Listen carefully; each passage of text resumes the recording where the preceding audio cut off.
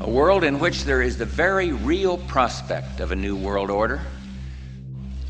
A world where the United Nations, freed from Cold War stalemate, is poised to fulfill the historic vision of its founders.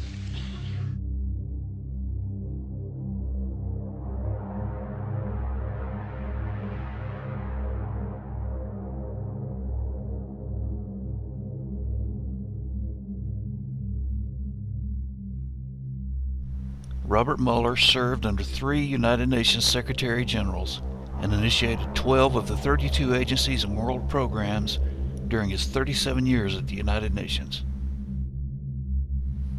In 1989, Robert Mueller was awarded the UNESCO Prize for Peace Education. During his acceptance speech, he made the following statements: that all schools of this earth will teach about the United Nations, which is the young people's greatest hope, and will be their instrument of global action when they are grown up. This statement reveals a lot. As arrogant as it sounds, these globalists actually do believe that they are the providers of hope for not only the youth, but for all of mankind, as we'll see in further statements. It also begins to show what the true vision of the UN and its founders is. One world government with complete control over every aspect of civilization and society. Think I sound like a paranoid conspiracy theorist? Let's look at more statements made by Mueller. I hope that all social and political sciences will follow the example of the exact sciences and become global. We need most urgently a global anthropology, a global sociology, a global psychology, and a global political and administrative science, planetics, and Gaia management. One of the more interesting things to note in this statement is the use of the phrase Gaia management. Gaia is known as the Greek goddess of the earth. She is worshipped in many New Age religions, and as we'll see in following videos, many of the globalists also worship her today as their Mother Earth. This is one of the big reasons for the push of the Green Movement. Further on in Mueller's speech, he stated, "I dream of the creation of a world peace service which would allow young people from all countries to work together for peace and humanitarian causes instead of military service." This sounds like a new form of a world draft. We'll see in later videos that there's evidence suggesting that this may indeed be a part of the globalists' plan. Further in his speech he says, "On a proper, peaceful, just world government and the creation of a true world community that encompasses the European Union and new regional communities for Africa, America, Asia, and the Middle East."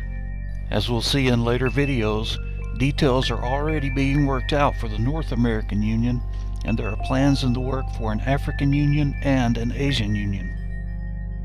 Next in his speech we hear something troubling.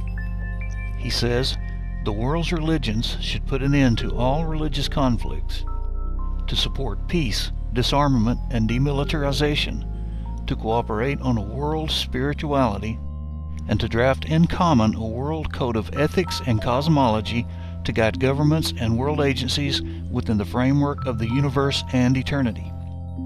The United Nations should create a world spiritual agency which brings the resources, visions, and wisdoms of the spiritual traditions to bear upon world problems." This vision of Robert Mueller is now a reality. A one-world religion is fast approaching.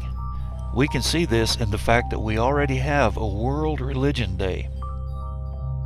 According to the official World Religion Day website, their aim is encouraging the leaders and followers of every religion to acknowledge the similarities in each of our sacred faiths. A unified approach to the changes that confront humanity can be agreed upon and then applied on an ever-expanding scale to permeate the very psyche of mankind, so that it can be made to see the whole earth as a single country and humanity as its citizenry. Getting back to Mueller's writings, we read what his vision is once each regional union is in place. Eminent thinkers meet during the year to draft a world constitution. Provisions are made for world democracy, world elections, world public opinion polls, and referenda to give people a direct voice in the world's affairs, a step rendered possible by modern communication technologies. In another writing titled 4,000 Ideas for a Better World, we can see that Mueller's vision is already becoming a reality. He states, "A world conference of all world federalist and world government associations and movements to propose a federal constitution and system for the earth. An immense work has been accomplished by the World Federalist Association, headed by Sir Peter Ustinov, by its national associations and many other world government movements. There exist already several draft world constitutions." Again, in Mueller's World Peace Plan 2000, he writes, "More and more nations celebrate World Days proclaimed by the United Nations, such as Earth Day, the International Day of Peace, United Nations Day, Human Rights Day, World Health Day, World Food Day, International Children's Day, International Women's Day, and the Day of the Elderly. National War Memorial Days are shifted to United Nations Day, a symbol of hope and rebirth from all past wars. Monuments to known and unknown peacemakers, peace parks, and peace museums are created in many places.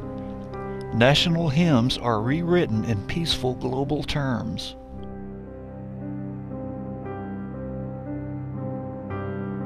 All schools of the earth teach about the United Nations. All political and social sciences to become global. The youth working in a world peace service. A declaration for world government. A world spirituality to guide governments. The creation of a world spiritual agency. A world constitution. The celebration of world days proclaimed by the United Nations. National hymns rewritten in peaceful global terms. These are but some of the visions of the United Nations founders praised by President Bush in 2 of his speeches.